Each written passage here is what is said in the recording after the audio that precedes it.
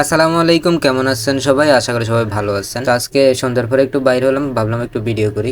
ভিডিওর শুরুতে দেখা হয়ে গেল আমাদের টিকটক সেলিব্রিটির সাথে। সেই টিকটক সেলিব্রিটি এখনো হয় নাই, তবে তার ইচ্ছা সে একদিন টিকটক সেলিব্রিটি হবে।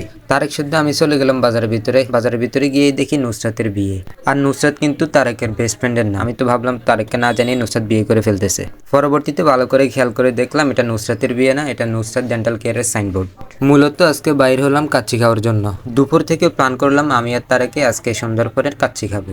আমার আগেই তারেকে এসে কেবিনে বসে গেছে। কিছুক্ষণ পর খেয়াল করে দেখি এটা মহিলা কেবিন। মহিলা কেবিন হওয়াতেও তেমন একটা সমস্যা হয় নাই, কারণ তারেকের এগুলো অনেক অভ্যাস আছে। যদিও আমার কাছে কিছুটা আনইজি ফিল হয়েছিল।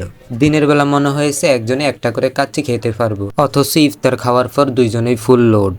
যেহেতু আজকে প্ল্যান করছি কাচ্চি খাবো, তাই দুজন মিলে একটা কাচ্চি নিলাম।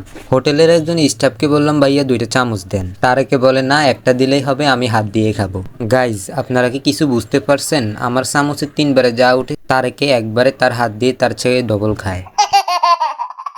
আমাদের খাবার দেখে কেউ দয়া করে নজর দিবেন না, এমনিতেই আমার বদহজম হচ্ছে। ইদানিং আমার কি একটা সমস্যা হইতেছে, খাবার খাওয়ার পর খিদা লাগে না, ঘুমাইলে চোখে দেখি না। কারো কাছে যদি এই রোগের ট্রিটমেন্ট থাকে তারা অবশ্যই কমেন্ট বক্সে জানাবেন। যদি কারো নজর দেওয়ার ইচ্ছা থাকে তাহলে শুধু তারেকের নাম নিয়ে খাবারে নজর দেন।